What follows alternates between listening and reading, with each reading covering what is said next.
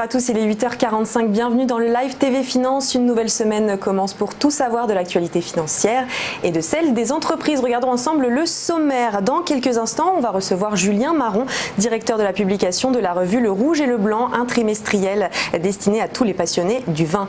Puis on suivra l'ouverture de la Bourse de Paris à 9h avec Christophe Douane, cofondateur de Youdou.fr. Les market movers seront décryptés par Dorian Abadi, formateur en analyse technique. Puis dans Parole de dirigeants, première partie, on s'intéressera à la franchise avec Laurent de la Fontaine, associé fondateur de Franchise Board, qui réunit différentes expertises pour permettre de développer son réseau. En seconde partie, vous découvrirez l'univers de Chantal Lehmann, fondatrice des instituts éponymes de bien-être, centrés sur une approche holistique des soins. Et enfin, dans la troisième et dernière partie, Olivier Mocadem viendra nous présenter Fast & Fresh, agence de stratégie des usages qui fait de la recherche utilisateur pour repenser votre stratégie de produit. Mais avant, regardons un petit peu les actualités de ce week-end. Et le probable remplaçant de Theresa May, Boris Johnson, a haussé la voix ce week-end pour expliquer que s'il était désigné, il refuserait que le Royaume-Uni paie la facture du Brexit jusqu'à ce que l'Union européenne accepte de meilleures conditions de retrait.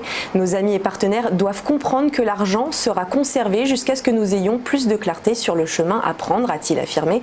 Alors la facture du Brexit correspond en fait à la part des engagements financiers pris par le Royaume-Uni conjointement avec les autres États membres de l'Union européenne que Theresa May a accepté en décembre de verser au prochain budget européen, un montant qui s'élève entre 40 et 45 milliards d'euros, des chiffres non confirmés du côté de l'Union européenne. Washington nie l'impact de la guerre commerciale sur la croissance mondiale. Les États-Unis n'ont pas laissé le G20 Finance dénoncer clairement dans son communiqué final les risques que fait peser sur l'activité mondiale le bras de fer entre les deux plus grandes puissances économiques de la planète. Alors dans le communiqué, on peut lire que les risques d'une détérioration de la croissance mondiale demeurent, surtout les tensions commerciales et géopolitiques qui se sont intensifiées. Mais les officiels américains n'ont pas souhaité citer le nom de Washington et de Pékin, refusant de voir leur offensive contre la Chine accusée d'alimenter un ralentissement économique mondial.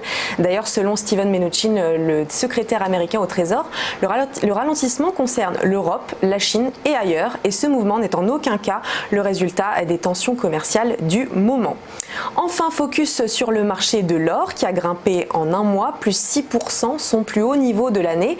Le cours du métal précieux n'échappe pas au tremblement des marchés financiers suite aux guerres commerciales que livrent les États-Unis. Mais contrairement à d'autres, il commence à tirer profit des craintes engendrées chez les investisseurs.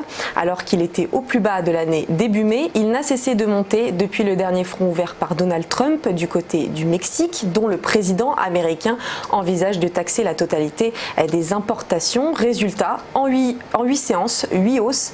Cela ne s'était pas produit depuis plus de 4 ans. Il faut dire que les signes d'un ralentissement de la croissance économique mondiale poussent les investisseurs vers l'or, actif qu'ils considèrent alors comme une valeur refuge. On fait maintenant un petit point sur la Bourse de Paris avec le CAC 40 qui a clôturé en hausse vendredi soir, plus 1,62% à 5364,05 points, tout comme le Dow Jones, plus 1,02% à 25 983,94 points, ou le DAX, plus 0,77 à 12 045,38 points. Côté valeur, le pétrole Brent a fini à plus 1,75%, 63,29 $, et l'euro-dollar, plus 0,51% à 1,13 $. A tout de suite pour notre première interview.